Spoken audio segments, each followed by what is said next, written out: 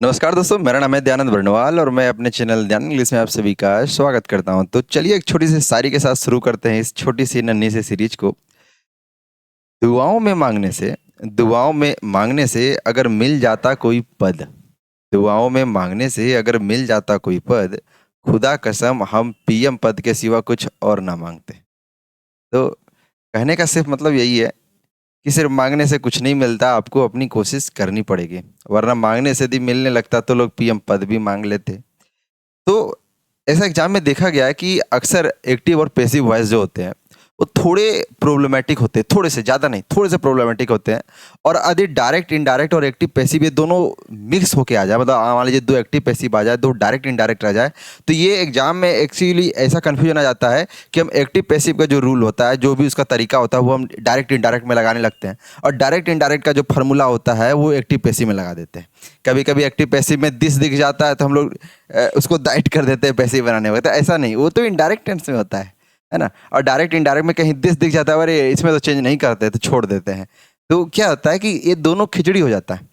कई बार हमें समझ में नहीं आता कि आखिर ये वॉइस होता क्या है, ये डायरेक्ट इनडायरेक्ट नरेशन जो होता है वो क्या होता है ना। बेसिक चीजें आज हम आपको सिखाएंगे कि वॉइस आखिर होता क्या है, हम बनाते क्यों हैं, क्या करते हैं, कैसे करते हैं। एक छोटी सी थ्योरी में, एक आधे घंटे की छोटी सी वीडियो में शायद उतना भी ना चले, मैं आपको पूरी डिटेल में बताऊंगा कि आखिर वॉइस पढ़ते क्यों है, क्यों पढ़ते, क्या जरूरी है वॉइस पढ़ने की, क्यों इसके लिए इतने सारे रूल कानून। आपको कुछ नहीं याद करने, बस आपको समझना है कि आखिर हम क्यों करते हैं। ये भी सवाल नॉर्मल से उठता है कि आखिर वॉइस बनाने में वर्ब के थर्ड फॉर्म का ही यूज क्यों ज़्यादातर बार होता है, बाय का ही क्यों यूज करते हैं, है ना। एक्चुअली बहुत सारी चीज़ें होती है वॉइस में, सीखने की, समझने की होती है। आप ध्यान दीजिए, इंग्लिश एक लैंग्वेज है। मैं बार बार इस चीज़ को बोलता हूँ कि जब भी आप मेरे साथ पढ़ रहे हो तो मैं हमेशा कोशिश करता हूँ कि आपको कुछ ओरिजिन दूँ कि आखिर ये चीज़ बनी कैसी होगी, आई कैसे होगी। किसी ने इसको बनाया नहीं, ये यूज टू इस्तेमाल में, दैनिक जीवन के कार्यों में आता रहा। ठीक है, जैसे मैं आपको एक छोटा सा लाइन सिखाता हूँ, मैं अपनी जीवन की घटना सिखाता हूँ, बताता हूँ आपको। कोई आपको इससे पूछता है ना कि कोई घर आता है तो खाना खाइएगा, एक रिस्पेक्ट होता है। और जब खाना नहीं खिलाने का मतलब होता है तो बोलते हैं नहीं खाइएगा। तो क्या होता है, हम कहते तो यही रहे कि खाना खा लो, लेकिन एक जगह हमारा कहने का मतलब होता है कि खाना खाओ, हम बोलते हैं यार खा लो। और दूसरी लाइन से कहने का मतलब नहीं खाइएगा, इसका मतलब क्या होता है कि हम उसको बोलना ही नहीं चाहते कि भैया तुम बोल दो नहीं खाएंगे। है ना। तो वॉइस बिल्कुल यही है। जिस तरह इंग्लिश बनती आई, जिस तरह इंग्लिश क्या है, एक लैंग्वेज है। इंग्लिश क्या है, एक लैंग्वेज है। और लैंग्वेज क्या है, बोल चाल पर निर्भर करता है। आप हिंदी में भी बोलते हो खा लो, रिस्पेक्ट है, खा लो। गुस्सा में कि खाइए लो तुम, है ना। तो क्या है, एक टोन है। बोल तो एक ही लाइन रहे, लेकिन बस क्या है, टोन अंतर पड़ जा रहा है। तो लैंग्वेज भी इंग्लिश का कुछ इसी तरह। देखिए, हम जब इंग्लिश बोलते हैं ना तो हम करेक्ट नहीं बोल पाते। करेक्ट क्यों नहीं बोल पाते, इसलिए नहीं बोल पाते कि उसका टोन को हम मैच नहीं कर पाते। हिंदी में हम एक ही लाइन बोलते हैं, लेकिन जब बदल बदल कर बोलेंगे ना तो उसका सेंस बदल जा रहा है। जैसे खाना खाइएगा, हम बोलते खा लो। नहीं खाइएगा, इसका मतलब क्या हुआ कि हम बोल ही नहीं रहे कि तुम हाँ बोलो। जैसे खा लो, खा लो, अच्छी अच्छा लाइन है, सुनने में अच्छा लग रहा है, खा लो। तो ये क्या है, थोड़ा गुस्से वाला लाइन है, मतलब जबरदस्ती बोल रहे कि तुम खा ही लो। तो क्या इंग्लिश में जब आप सेंटेंस बोलिएगा प्लीज ईट, ईट, ईट बोल देंगे, मान लीजिए सिर्फ ईट वर्ड बोल दिए, ईट। तो ईट से आप क्या गुस्से में बोल रहे हो, प्यार से बोल रहे हो, खिलाने के मकसद से बोल रहे हो कि भगाने के मकसद से बोल रहे हो, पता नहीं चल रहा है। ठीक है। तो इंग्लिश एक लैंग्वेज है यार, उस लैंग्वेज की अपनी एक बोलचाल भाषा है, अपनी एक बनावट, इसे किसी ने बनाया नहीं है। बस इसको बोलना कैसे है, चलना कैसे है, उसको ये कलमों से बस लिखा गया है कि इसके लिए ये करना होता है। चलिए ज़्यादा हम इस चीज़ों पे नहीं चलते हैं, हम आपको सीधा बताते हैं कि वॉइस मतलब क्या होता है, बोलना। वॉइस मतलब क्या होता है, बोलना। जैसे अक्सर डीजे में बोलता है ना, डीजे, डीजे में भी क्या एक तरह का वॉइस है ना। हम लोग भी क्या बोलते हैं, तो वॉइस है, बोलना। ठीक है। तो बोलने का बस क्या है, तरीका बदलेगा। जैसे वॉइस, यदि आपसे कोई पूछे कि वॉइस और नारेशन में क्या अंतर है, एक नॉर्मल सा सवाल है कि वॉइस और नारेशन में क्या अंतर है, तो आप सीधा बोल सकते हैं कि वॉइस में क्या होता है ना, बस बोलने का तरीका बदलता है। बोलने का तरीका बदलता है, टेंस नहीं बदलता है। टेंस मतलब काल नहीं बदलता है, यानी प्रेजेंट पास्ट नहीं होता, पास्ट फ्यूचर नहीं होता, फ्यूचर प्रेजेंट नहीं होता, फ्यूचर पास्ट नहीं होता। वॉइस क्या होता है, बस बोलने का तरीका बदलता है। वॉइस मतलब क्या होता है, आवाज। और आवाज का बदलने का तरीका, जब आवाज को आप बदलिएगा तो क्या होगा, आवाज बदलेगा ना, बोलने का तरीका बदलेगा। तो वॉइस में क्या होता है, बोलने का सिर्फ तरीका बदलता है। वॉइस में क्या होता है, बोलने का तरीका बदलता है बस। है ना। लेकिन नरेशन में क्या होता है, हम किसी और की बातें किसी और को सुना रहे होते हैं। जैसे बोला होता है ना कि जैसे मान लीजिए मेरे दो दोस्त हैं ए बी सी, ये बोला बी को मैं पटना जा रहा हूँ। अब बी सुनाएगा सी को, अरे ये बोला था ना, ये बोला था कि वो पटना जाएगा। देखिए पास्ट हो गया। नरेशन में हम क्या करते हैं, किसी की बोली हुई बातों को हम किसी और को सुना देते हैं, तो इसलिए इसमें क्या होता है, टेंस बदल जाता है ना। जैसे ये बोला हम पटना जाएंगे, नॉर्मल चीज बोली। अब हम सी को बोलने जा रहे हैं, अरे राम बोला था ना, बोला था पास्ट कर दिए, वो बोला था प्रेजेंट में, हम क्या बोलने वो पास्ट कर दिए, मतलब टेंस बदल गया। वॉइस में क्या होता है, आवाज, और आवाज को यदि आप एक्टिव पैसिव मतलब इसका फॉर्मेट बदल रहे हैं, बोलने का तरीका बदल रहे हैं, आप इसका टेंस नहीं बदल रहे हैं। ठीक है, तो ध्यान रखिएगा कि वॉइस में एक बेसिक सी थ्योरी है। एग्जाम में एक चीज़ को लेकर ज़्यादातर बच्चों के बीच में कन्फ्यूजन होता है, मेरे भी होते थे, कि एक्टिव का थ्योरी, एक्टिव पैसिव का थ्योरी हम डायरेक्ट इनडायरेक्ट में लगा देते हैं। डायरेक्ट इनडायरेक्ट का जो रूल जो थ्योरी है वो हम लोग एक्टिव पैसिव में लगा देते हैं। तो ये मिक्सिंग मत कीजिएगा, आप ध्यान रखिएगा कि वॉइस में बस बोलने का तरीका बदलता है, टेंस नहीं बदलता। जैसे एक छोटी सी एग्जांपल मैंने आपको बेसिक समझाई, इसके बीच जो हार्ड एग्जांपल भी आपके सामने लूंगा। जैसे बॉय, लड़का, मान लीजिए लड़का बोल रहा है कि राम पढ़ रहा है, तो क्या लड़की क्या बोलेगी, राम पढ़ रहा था? नहीं, लड़की भी बोल रही है राम पढ़ रहा है, लड़का भी बोल रहा है राम पढ़ रहा है, लड़की भी बोल रही है राम पढ़ रहा है। लेकिन एक बात बताइए, यदि लड़का बोलेगा राम पढ़ रहा है और लड़की बोलेगी राम पढ़ रहा है, तो क्या आप बता नहीं पाइएगा कि बस बोलने का तरीका बदला है? बोल तो एक ही चीज रहा है, एक जगह लड़का बोल रहा है, एक जगह लड़की बोल रही है, बस बोलने का तरीका बदला है ना। तो वॉइस क्या होता है, सिर्फ बोलने का तरीके में बदलाव होता है, कुछ नहीं। जैसे एक एक हम लोग बचपन से पढ़ते हैं कि राम राइट्स ए लेटर। मैं इसको थोड़ा सा आपके सामने डिलीट कर देता हूँ, एक्चुअली सारी डिलीट करता हूँ, ठीक है। लिखते हैं एक normal Ram writes a letter, ठीक है। मैं क्या लिखता हूँ, राम राइट्स ए लेटर, ठीक है। राम पत्र लिखता है, हिंदी में यही तो लिखेंगे, राम पत्र लिखता है। छोटी मेरे पास जगह नहीं है तो थोड़ा एडजस्ट कीजिएगा। और यदि मैं यहाँ लिखूँ, एक पत्र राम के द्वारा लिखा जाता है, एक पत्र राम के द्वारा लिखा जाता है, ठीक है। आप इन दोनों लाइन को मेरे को पढ़ के दिखाइए, क्या आपको कोई अर्थ में बदलाव दिख रहा है? पहले लाइन से भी पता चलता है कि ये राम क्या कर रहा है, एक लेटर लिख रहा है ना। दूसरे लाइन से भी पता चलता है कि एक पत्र राम के द्वारा लिखा जाता है, उसमें भी हम यही करें कि यार राम तो पत्र लिख रहा है, राम के द्वारा पत्र लिखा जा रहा है, काम तो एक ही हो रहा है पत्र लिखने का, लिखने वाला सब्जेक्ट भी एक ही है राम, घटना अभी प्रेजेंट की है, कुछ भी बदलाव नहीं हुआ है, बस बोलने का तरीका बदल गया है। देखिए एक छोटी सी लाइन है, मैं आपको अपने जीवन की घटना, मैंने शुरू में भी बताया था कि कहने के तरीके अलग हो सकते हैं। जैसे आप खाना खा लीजिए, आप खाना खा लीजिए, बहुत रिस्पेक्ट दिखता है, आप खाना खा लीजिए, आप खाना खा लीजिए, बहुत रिस्पेक्ट दिख रहा है ना, ठीक है। खाना खाइएगा, ठीक है। अब किस तरह नहीं खाइएगा, नहीं खाइएगा, ध्यान दीजिए, आप खाना खा लीजिए, बहुत रिस्पेक्ट दिखता है कि आप बगल वाले को बोल रहे हैं कि यार खाना खा लो, खाना खाइएगा। तो हम इसमें क्या कर रहे हैं, लिटरली हम तो बोल रहे हैं कि खाना खा लो बस, लेकिन पूछ रहे हैं क्या है, हम बोल रहे हैं कि खाना खा लो, लेकिन क्या बस पूछ रहे हैं। और इसमें पूछ तो रहे हैं कि खाना खा लो, लेकिन हम एक्चुअली इसको हिंट भी दे रहे हैं, तुम ना बोलो, है ना, तुम बोलो नहीं खाएंगे, है ना। अरे कोई गेस्ट आ जाए बोले नहीं खाइएगा, तो अब गेस्ट लाज के मारे नहीं बोलेगा नहीं खाएंगे, थोड़ा ऐसा है ना। हम तीनों लाइन में अब देखो बोलते की चीज रहेगी खाना खा लो, लेकिन क्या कहने का तरीका बस बदल रहे हैं, है ना। वॉइस यही चीज है, बस बोलने का तरीका बदलता है, इसमें टेंस नहीं बदलता है ना। आप इस एग्जाम्पल से भी चीज को समझ सकते हैं। यहाँ भी मैं यदि बोल दूँ या लेटर इज रिटन, या लेटर इज रिटन, या लेटर इज रिटन, या लेटर इज रिटन, यहाँ इज हो गया, यहाँ वर्ब का थर्ड फॉर्म आ गया, इज रिटन बाय राम, है ना।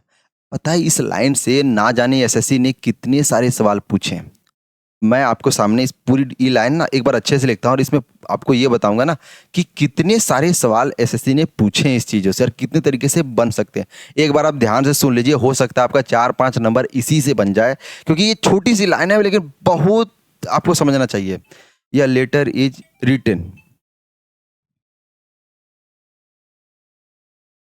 बाय राम, या letter is written by Ram. आप समझिए, है ना, कि यहाँ ये लेटर लिखा हुआ है, यहाँ आपके सामने ईज है, ईज के बाद आप क्या देख रहे हैं, वर्ब का थर्ड फॉर्म प्रयोग हुआ है ना। यानी यहाँ से आप समझ सकते हैं, एक चीज ध्यान रखिएगा, मैं जब ग्रामर पढ़ाऊंगा तब भी पढ़ाऊंगा कि ईज के बाद वर्ब थर्ड का भी फॉर्म होता है, वर्ब फोर का भी प्रयोग होता है। जब वर्ब थर्ड आएगा तो ये पैसिव में होगा और जब वर्ब फोर आएगा तो ये एक्टिव में होगा। ये छोटी सी बेसिक चीज़ है जो आप इससे हिंट के रूप में निकाल सकते हैं, एग्जाम में ये आपका काम आएगा। इससे जब वर्ब थर्ड का प्रयोग होता है तो इसमें क्या होता है, ऑब्जेक्ट पर काम होता है। इसमें सब्जेक्ट काम नहीं होता, ऑब्जेक्ट पर काम होता है या ऑब्जेक्ट ही काम कर रहा होता है। ऑब्जेक्ट पर काम होता है, ऑब्जेक्ट पर काम होता है, ऑब्जेक्ट। और जब इसका प्रयोग होता है तो इसमें सब्जेक्ट खुद काम कर रहा होता है, सब्जेक्ट खुद काम करता है, सब्जेक्ट खुद काम करता है, सब्जेक्ट खुद काम करता है।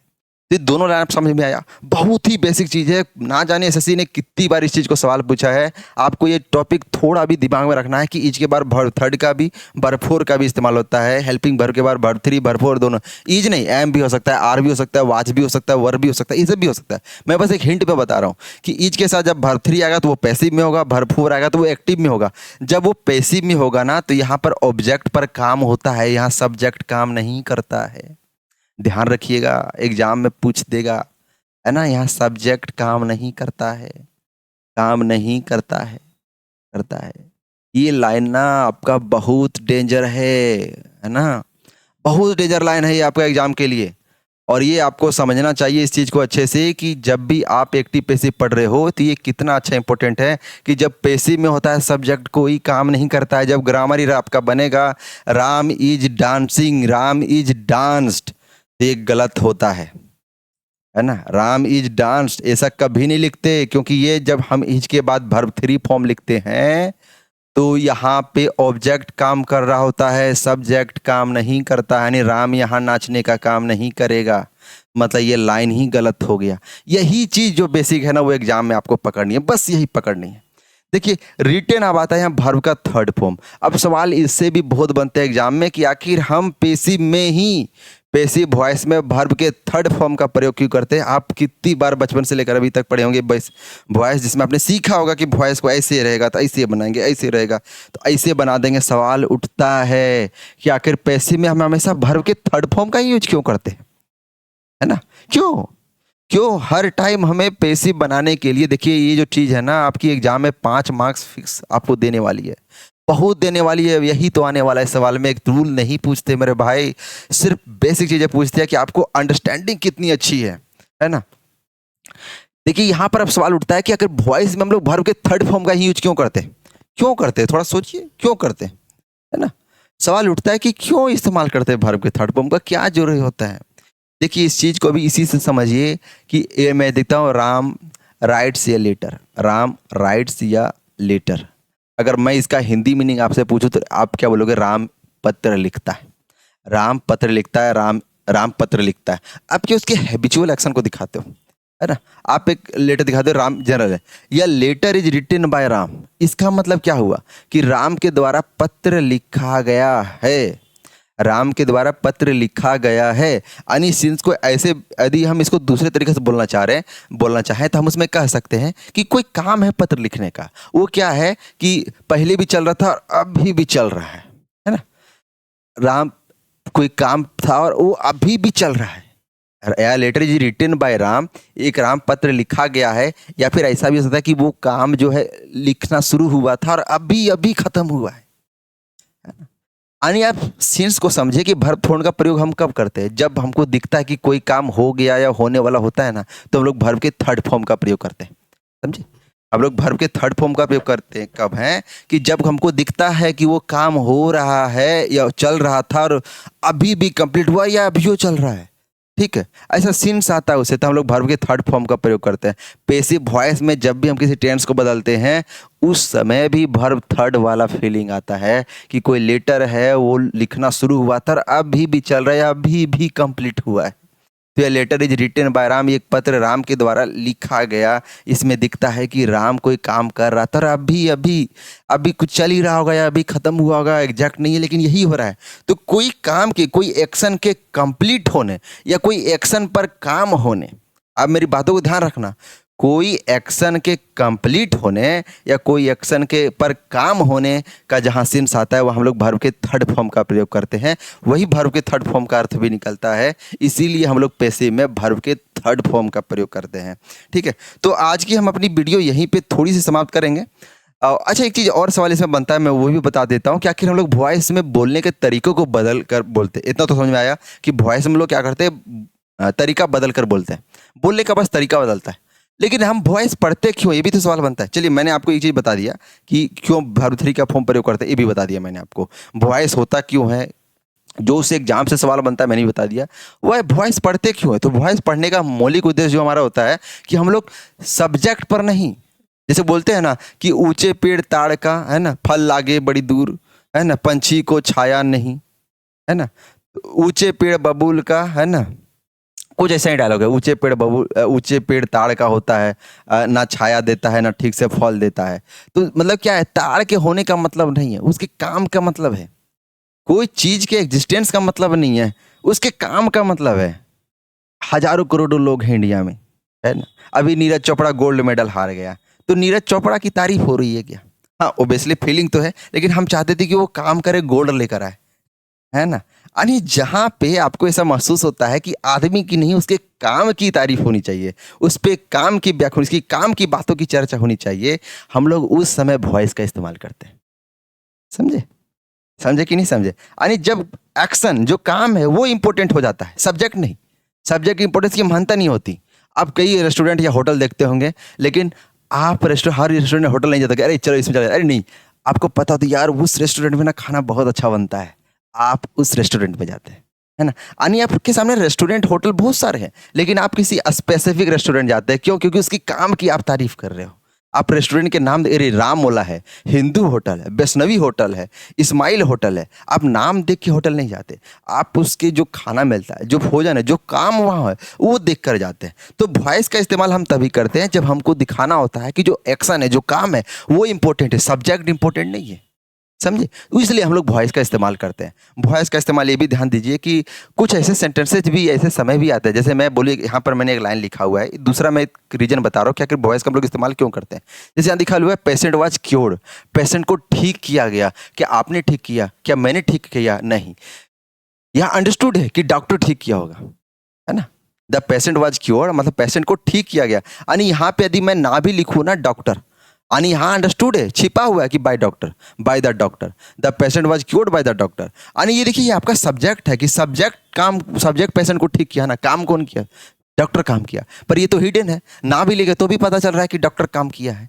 यानी ऐसे सेंटेंसेस पे जहाँ सब्जेक्ट का हमको वैल्यू नहीं देना होता, या ऐसे सेंटेंसेस जहाँ सब्जेक्ट को लिखने की जरूरत नहीं होती, या ग्रामेटिशियन ने पाया, जो ग्रामर जो इस रूल को लिख रहे थे उसने पाया कि अगर पेशेंट को ठीक किया होगा तो किसी डॉक्टर ने ठीक किया होगा, तो ये हिडन है उसके अंदर, इसलिए इसको लिखने की जरूरत नहीं है ना। तो इसीलिए इसलिए वॉइस का यहाँ इस्तेमाल किया गया कि हम सब्जेक्ट को महत्व ना दें, और कहीं ऐसी जगह भी आएगी जहाँ सब्जेक्ट को लिखने की जरूरत भी नहीं होगी, तो उसके लिए हम लोग पैसिव वॉइस का इस्तेमाल करेंगे।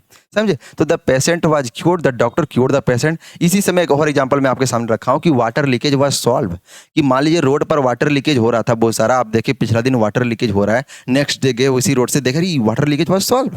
तो क्या आपने सॉल्व किया? क्या पड़ोसी ने सॉल्व किया? नहीं। पड़ोसी गया होगा नगर पालिका के पास एक लेटर लेके, दादा एटा जे होई छे ना कि जे हमारा नल बा वो लीक करता, ठीक है, तो जैसे नगर निगम वाले लोग आए होंगे और उसको ठीक कर दिए होंगे, किसी प्लम्बर को भेजे होंगे नगर निगम वाले और उसको क्या किए होंगे, ठीक कर दिएंगे।